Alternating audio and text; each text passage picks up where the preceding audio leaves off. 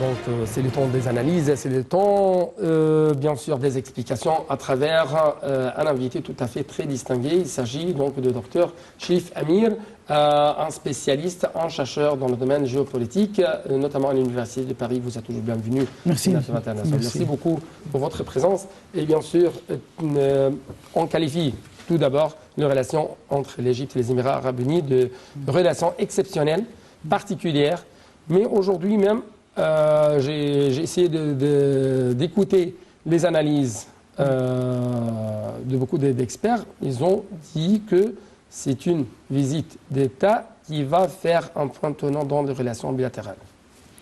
Bien évidemment, les relations bilatérales, elles sont très anciennes, depuis l'époque de Cheikh Zayed Al Nahyan. Et les moments les plus durs, les plus sombres que l'Égypte a vécu ces dernières années, depuis 2011, les Émirats arabes unis étaient présents du côté de l'Égypte, du côté de l'armée de l'Égypte, du côté du peuple égyptien. Ils n'ont pas oublié que l'Égypte a participé dans la naissance de leur État et que c'était une très bonne époque de relations et d'entente entre les deux peuples frères. Bien évidemment, le président Abdel Fattah el-Sisi, depuis le premier jour de son mandat, il était très clair que la sécurité des Émirats et des pays du Golfe est une responsabilité de l'Égypte et qu'on ne va jamais lâcher nos frères là-bas et qu'on est présent sur tous les domaines pour assurer que les Émirats soient protégés, que ce soit contre les terrorismes, que l'Égypte aussi combatte, et les menaces iraniennes. Alors bien sûr, ce qui se passe actuellement, c'est une concrétisation de cette relation, c'est une concrétisation très spéciale qui vient dans un moment très important où il y a maintenant une stratégie, nouvelle stratégie qui se dessine à Abu Dhabi maintenant et la coordination est avec le Caire. Et le président ici, bien sûr, sa visite cette fois-ci, c'est la 7e, bien sûr, depuis 2014. Bien sûr, mais a été couronné d'abord par, bien sûr, la légion du Cheikh Zayed, qui était la légion la plus distinguée qui est offerte au chef d'État. Et ce n'est pas pour n'importe qui qu'elle est offerte. Donc c'est un message. Bien sûr. Parce que je vais essayer d'analyser tous ces éléments que vous venez de nous exposer parce que ce sont des messages très forts. Bien sûr. En ce qui concerne la sécurité, en ce qui concerne le rôle de l'Égypte et ainsi de suite. Donc l'un de ces messages, c'est la cérémonie. Oui. C'est un message que non seulement le président ici est un allié, mais c'est un partenaire essentiel. Et l'Égypte est un partenaire essentiel et son rôle a été apprécié, c'est-à-dire que l'Égypte a joué pour donner une telle légion, c'est-à-dire que le leadership de l'Égypte sous la présidence El-Sisi a joué un rôle très important ces derniers temps. Pas nécessairement que nous, on le voit, parce qu'il y a une guerre de renseignement aussi. Oui, d'information, parce que c'est l'un des défis, et c'est l'un des domaines de coopération entre les deux côtés, ce sont les échanges d'informations. Bien sûr, ça c'est d'une part. Deuxième part, c'est l'économie. Avant d'arriver à l'économie, la décernation de la médaille de Zayed, qu'est-ce que ça veut dire? Ça veut dire que le président Abdel Fattah el-Sisi est un partenaire fiable avec qui les Émirats ils ont choisi de travailler. D'ailleurs, je vous cite une expérience personnelle que moi j'ai vécue à Paris avec le bureau de l'information et de presse émirati, en tant que chercheur. Et en discutant avec nos frères émiratis, ils ont dit que le dernier testament du Cheikh Zayed Al Nahyan, avant son décès, il a dit à ses enfants, je vous donne un conseil, une recommandation. Recommandation, l'Égypte. Si l'Égypte tombe, on va tous tomber. Si l'Égypte se radicalise, on va tous se radicaliser. Si l'Égypte est debout, forte, c'est notre force et on est debout. J'ajoute même, c'est le cœur palpitant des Arabes. Bien sûr. D'où provient un autre message très important, c'est la sécurité du Golfe représente ou fait partie intégrante de la sécurité de l'Égypte. Bien sûr. Et c'est pour la 7e fois qu'on entend, qu'on écoute de tels messages. Et il faut citer quelque chose. Lorsqu'il y a eu l'acte terroriste à le port de Foujaïra, il y a eu un navire qui a été explosé. La première visite de Cheikh Mohammed bin Zayed, c'était pour l'Égypte. Ce n'était pas pour Washington, Moscou ou Bruxelles ou n'importe quel pays européen. Non, c'était pour l'Égypte. Et c'était un message à tout le monde qu'au moment le plus sombre, qu'il y a une menace terroriste et menace iranienne pour le territoire stratégique des Émirats, notre allié, notre rocher solide, c'est l'Égypte et le président Abdel Fattah el-Sisi. Donc il y a plus de consultations entre les deux parties. C'est l'une des dimensions de cette relation stratégique entre l'Égypte et les Émirats arabes unis. C'est comment consolider, renforcer la sécurité arabe tout entière. Ce sont des points de vue communs entre les deux côtés. Bien évidemment. N'oublions pas aussi qu'on travaille ensemble sur de nombreux dossiers. Oui. Le dossier syrien, on a travaillé sur ce dossier parce que les Émiratis étaient les premiers qui ont commencé, des pays du Golfe, à ouvrir un consulat à Damas. Après des longues années. C'était eux les premiers qui ont fait ça. On travaille sur le dossier libyen. On est en train de travailler sur le combat du terrorisme en Libye. Et on sait très bien que même la Turquie a commencé à avoir des positions hostiles envers les Émirats parce qu'ils ont une entente, une alliance, voire très forte avec l'Égypte. Mais les Émiratis, ils ont dit, nos intérêts sont l'Égypte. On travaille avec l'Égypte et on ne va pas l'abandonner. Donc la relation entre les deux, et n'oublions pas le message du président Abdel Fattah el-Sisi lorsqu'il a dit que ce sera une affaire de quelques temps lorsque nous, on va bouger pour défendre le Golfe et les Émirats. C'est-à-dire, lorsqu'il y aura une menace, on est là. Oui. Bien sûr, je dois analyser un peu plus de telles questions parce que cette visite est intervenue au lieu des crises qui frappent le monde arabe, la sécurité arabe. Mais permettez-moi tout d'abord de prendre cette petite appel téléphonique de la part de notre ambassadeur, M. Hussein Haridi, ancien ou ex-ministre adjoint des Affaires étrangères. M. Hussein Haridi, vous êtes toujours le bienvenu sur la TV internationale. Bonsoir, monsieur. Bonsoir, merci beaucoup. Merci beaucoup. Et bien sûr, je dois vous donner l'espace de nous présenter votre remarque en ce qui concerne cette visite. Les messages que vous avez reçus ou déchiffrés à partir de déclarations, à partir des activités qu'on a bien sûr vues aujourd'hui ou même durant les dernières 48 heures. J'estime que cette visite, qui est la 7e visite de la part de M. le Président aux Émirats arabes, consacre les relations privilégiées entre l'Égypte et les Émirats arabes. Oui. D'un autre côté, sur le plan des relations bilatérales, l'annonce d'un accord portant sur 20 milliards de dollars d'investissement émirati dans l'économie égyptienne est un grand pas en avant. C'est un vote de confiance, pas seulement du point de vue politique de la part du gouvernement émirati vis-à-vis de l'Égypte, mais c'est un vote de confiance aussi dans l'économie égyptienne et l'avenir de la dite économie. Je pense que le sommet égypto-émirati a abordé plusieurs dossiers concernant la situation actuelle au Golfe, dans le Golfe et au Levant, ainsi que la lutte contre le terrorisme après le meurtre de Abu Bakr el-Baghdadi. Oui.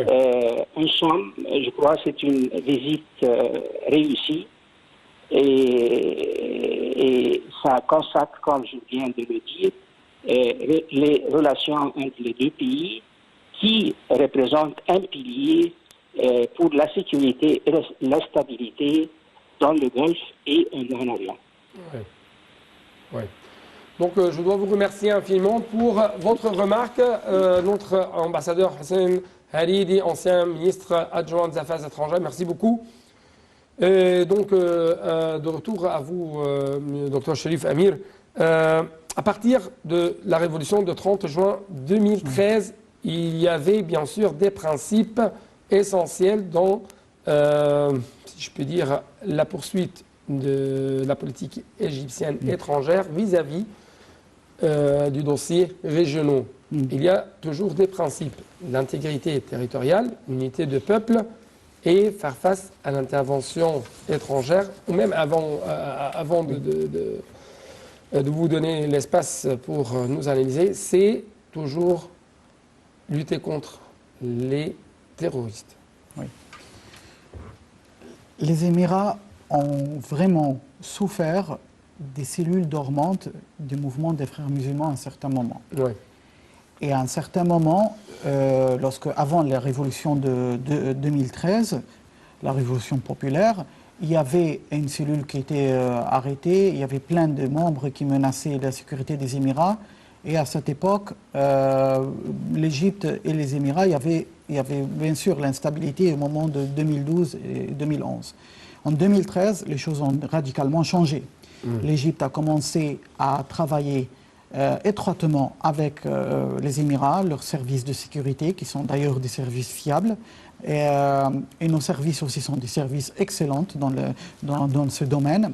On a échangé des informations, on a pu arrêter le financement qui a été fait par le Qatar et la Turquie. Ça a été arrêté immédiatement. La sécurité des pays du Golfe a été assurée. Et je crois que l'Égypte est un garant non seulement de la sécurité, mais aussi de la souveraineté, comme vous venez de dire. La souveraineté des États. Bien sûr. C'est-à-dire les États sont essentiels Bien sûr. pour toute chose. Sans exception. On a refusé la division et la partition de la Syrie. On a répété, et notre diplomatie l'a répété, on ne va jamais accepter que la Syrie soit divisée, que ce soit désintégré. Deuxièmement, pareil pour la Libye.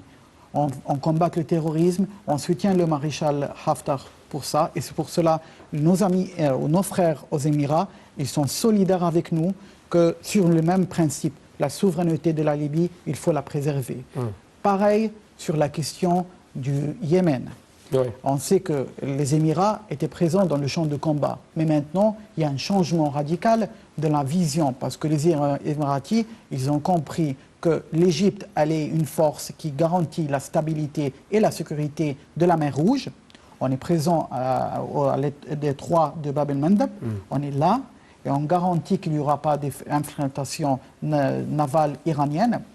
Et les Émiratis ont compris que les Houthis et les factions yéménites, ils peuvent s'entendre ou au moins avoir du calme, c'est ce qu'on voit actuellement. Alors ils ont pu régler l'affaire doucement et ne pas vraiment entrer dans une guerre acharnée contre les Yéménites. Et c'était le conseil d'ailleurs du président Abdel Fattah el-Sisi au départ, parce qu'il a dit exactement, le texte, il a dit il faut qu'on préserve l'unité du Yémen, la sécurité du peuple yéménite, combattre le terrorisme et aider le peuple et le gouvernement légal là-bas à gérer le pays. C'est notre rôle. Mais ce n'est pas une guerre contre une faction, contre l'autre. Oui.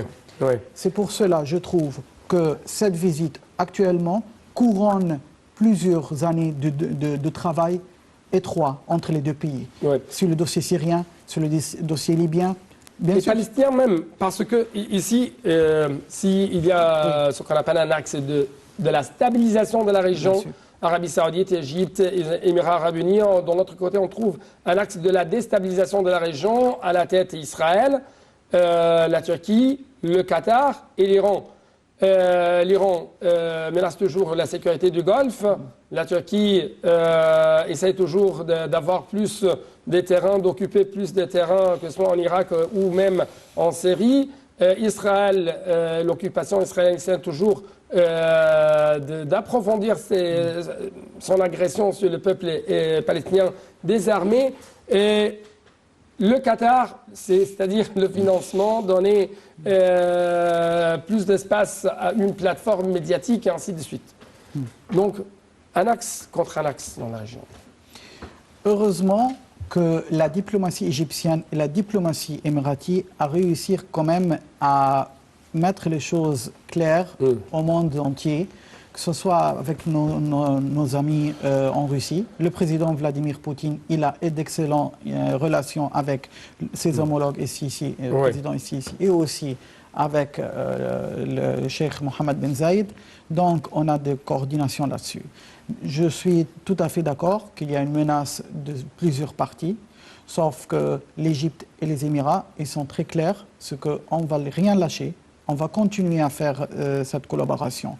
N'oublions pas une chose, durant cette visite du président Sisi, il y a eu aussi les attaques entre Gaza et Israël récemment. Et c'est l'Égypte... Contre les Palestiniens, parce qu'il y a toujours des tentatives afin de faire oublier le monde qu'il y a une cause palestinienne, qu'il y a les Palestiniens. Non, il y a, si je peux dire, une demande palestinienne d'avoir un État tout à fait indépendant sur leur territoire.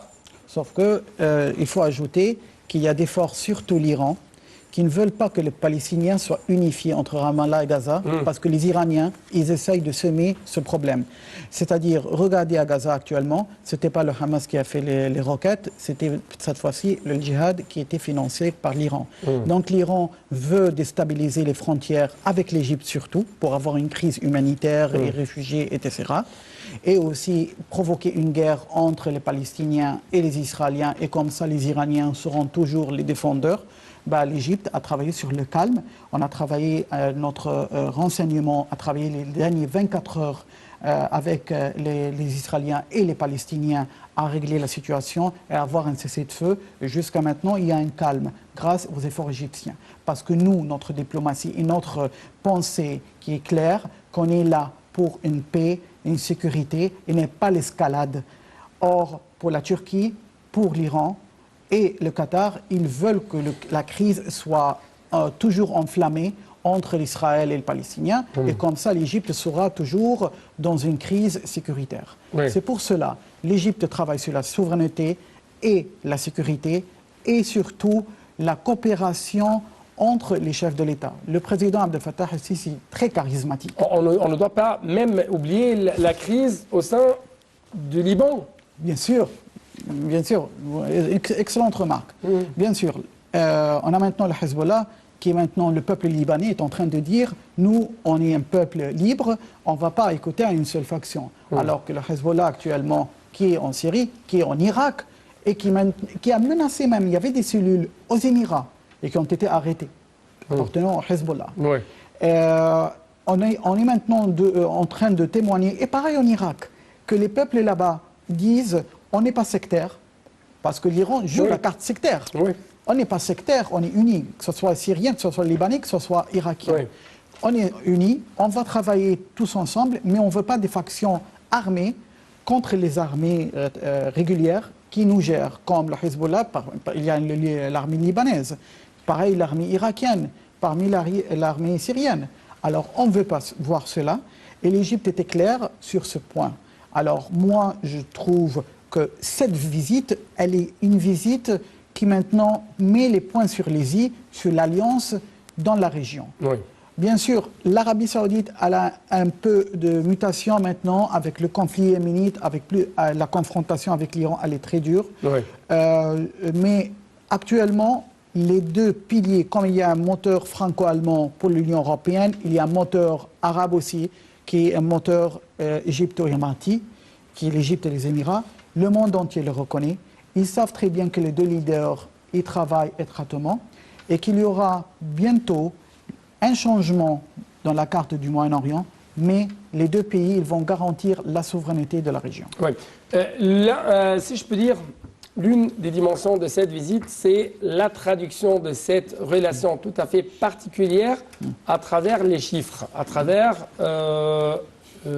bien sûr, les investissements. C'est pourquoi on parle actuellement d'une plateforme d'investissement stratégique commun d'un montant de 20 milliards de dollars et plusieurs accords et mémorandums d'entente entre les deux côtés avec l'assistance de président et le prince héritier d'Abu Dhabi plutôt, ont été signés aujourd'hui. Justement, je dois vous proposer avec nos chers téléspectateurs à regarder ce reportage.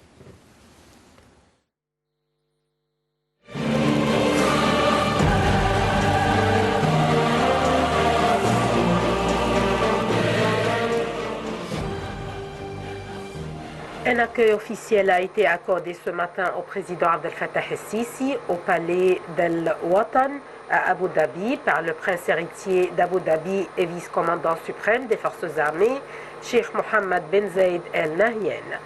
El-Sisi et Ben Zayed ont passé en revue la garde d'honneur et l'hymne national de l'Égypte et des Émirats arabes unis ont été joués. Le président El-Sisi a ensuite salué les hauts responsables émiratis qui l'ont accueilli au palais. Le président Abdel Fattah el-Sisi est arrivé hier à Abu Dhabi pour une visite de 2 jours aux Émirats arabes unis. Le chef de l'État a été reçu à l'aéroport par le prince héritier d'Abu Dhabi et vice-commandant suprême des forces armées, Cheikh Mohammed Ben Zayed Al Nahyan. Ce dernier a accueilli favorablement sur Twitter la visite du président El-Sisi, affichant la volonté des 2 pays de renforcer leurs relations bilatérales dans les différents domaines. Selon le porte-parole de la présidence, ambassadeur Bassem Radi, la visite d'El-Sisi aux Émirats intervient dans le cadre de la particularité des relations stratégiques liant l'Égypte et les Émirats, la coopération stratégique sur les divers niveaux et l'intérêt accordé par les 2 pays au renforcement de leur coordination. Au cours de la visite, le président El-Sisi examinera avec le prince héritier d'Abu Dhabi les moyens de renforcer les relations bilatérales, la consultation et la coordination concernant les diverses questions arabes et les crises régionales, notamment la lutte contre le terrorisme. Les 2 côtés doivent aussi examiner les moyens de consolider le travail arabe conjoint pour faire face aux défis qu'affronte la région et empêcher l'intervention étrangère dans les affaires intérieures des pays arabes.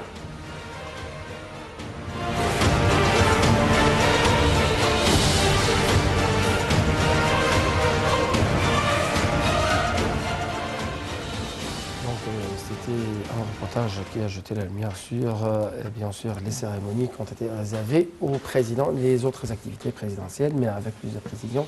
Nous devons jeter plus de lumière sur l'une des dimensions de cette visite, c'est la dimension, bien sûr, économique. Et aujourd'hui, bien sûr, il y avait une plateforme d'investissement stratégique commun d'un montant de 20 milliards de dollars. Donc, qu'est-ce que ça veut dire cela ? Là, alors, il faut être très clair, et c'est un message à la communauté internationale plutôt qu'aux Égyptiens. C'est un message à la communauté internationale des Émirats. Parce que les Émiratis, ils sont connus par des critères concernant leurs investissements. Ce n'est pas basé sur la fraternité. Non. Bien sûr, il y a la fraternité. C'est sur la réalité. Voilà. Ce C'est pas basé sur la fraternité, l'amitié, quoi que ce soit. Bien sûr, ça existe entre l'Égypte et les Émirats. Mais le marché, c'est autre chose. Ouais. Les Émiratis, lorsqu'ils disent on va travailler sur un fonds de 20 milliards de dollars, et c'est une somme pas négligeable, c'est une somme très importante pour les investissements émiratis, avec l'Égypte, c'est-à-dire il y a des critères très fiables en Égypte que la situation est stable. Et il y a un changement tout à fait entier dans le climat d'investissement. Bien sûr. À la lumière de la réforme économique effectuée à partir de 2016. Bien sûr. Et ça, c'est un deuxième couronnement de la relation entre l'Égypte et les Émirats. Le message est clair. À tous les pays qui ont hésité à un certain moment, disons il y a une instabilité, mais bien sûr il y a une instabilité, il y a une instabilité partout dans le monde. Ouais. Et notre région, c'est une région volatile. Mais l'Égypte, je ne veux pas dire une exception, mais l'Égypte a fait l'effort. Le président Abdel Fattah el-Sisi était très clair dès le premier jour de son mandat. C'est dur, ça sera le fardeau très lourd pour nous, mais on va faire le chemin ensemble parce qu'on n'a pas le choix. Ouais. Et là, je trouve, lorsque les Émiratis travaillent avec nous, avec un fonds d'investissement, avec une telle somme, et aussi leurs investissements, que ce soit aux 14 villes au Al-Alamein et le secteur du canal du Suez et d'autres secteurs. On parle même actuellement que le volume des échanges commerciaux entre 2 pays atteint 3 milliards de dollars. Le volume des investissements émiratis en Égypte atteint 6,8 milliards de dollars. Aujourd'hui, on parle d'une nouvelle plateforme, c'est-à-dire C'est révolutionnaire. 20 milliards de dollars. C'est révolutionnaire. Ah. C'est révolutionnaire, c'est un message non, pas aux Égyptiens uniquement et au Moyen-Orient, mais au marché international. Que maintenant, beaucoup des pays, regardez combien de pays voulaient avoir un tel fonds monétaire avec les Émiratis.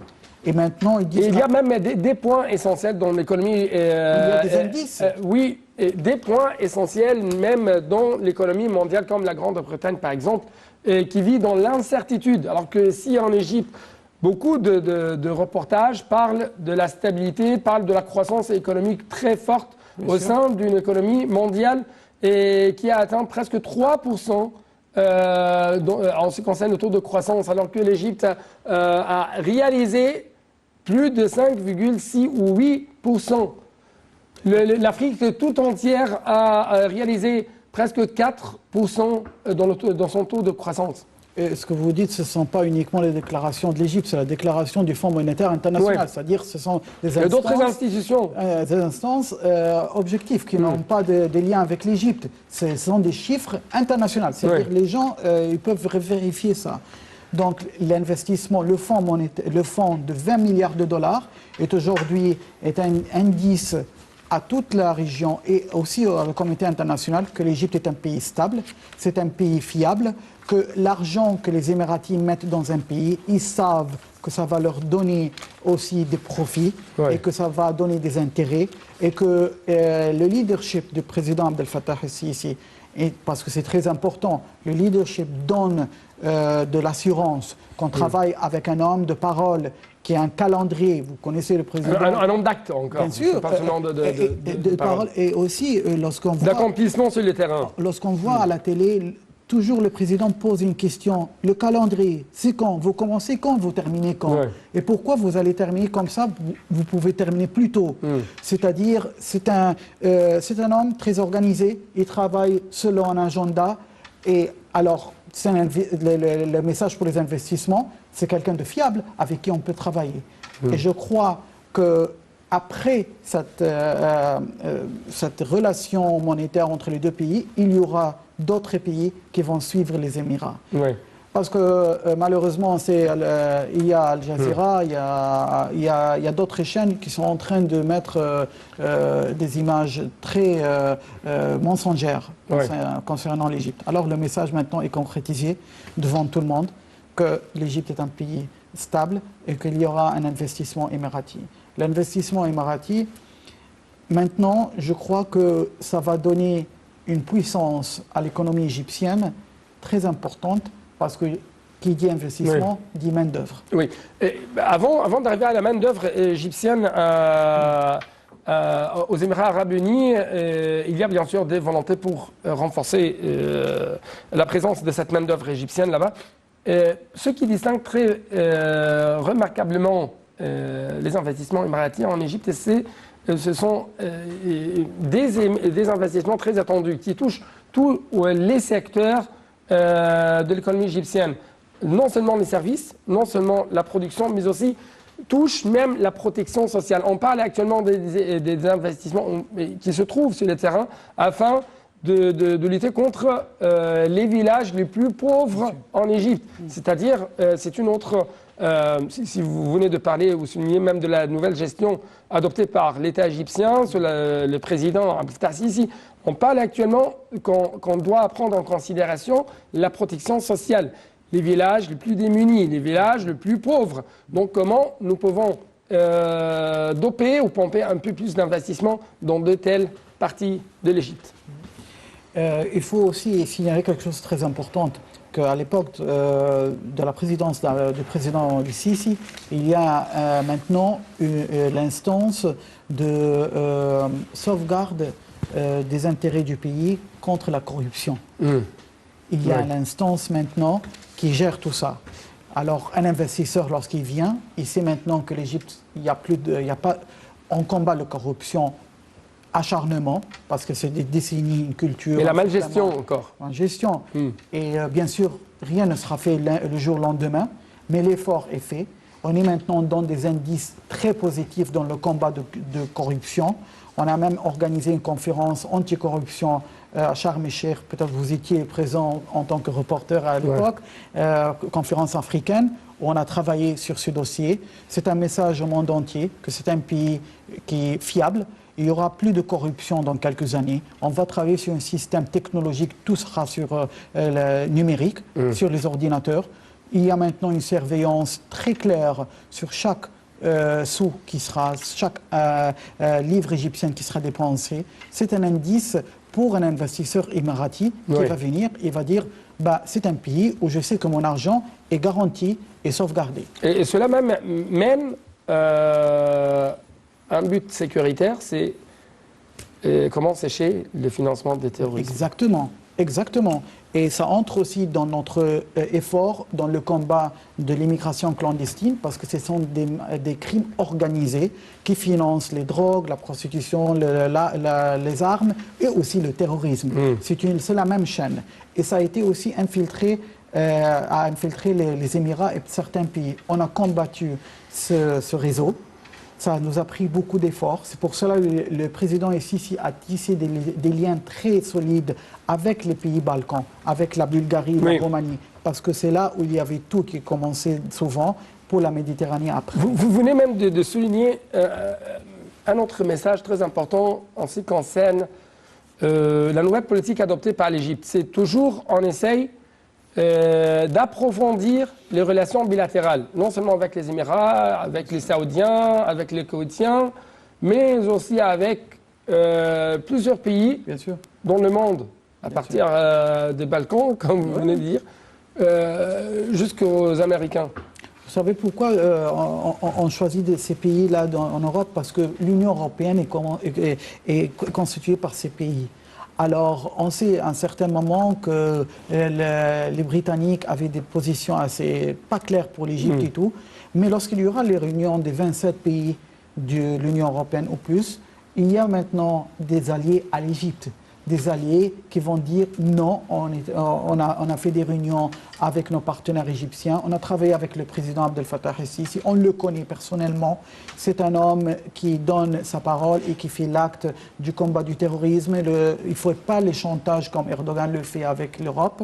On a combattu le terrorisme, l'immigration clandestine, en garantissant la souveraineté et l'intégrité de l'Égypte aussi. Donc on a maintenant des alliés. Ce sont des alliés qui vont défendre l'Égypte devant... Et il y a bien sûr un autre message. Nous sommes un État d'institution.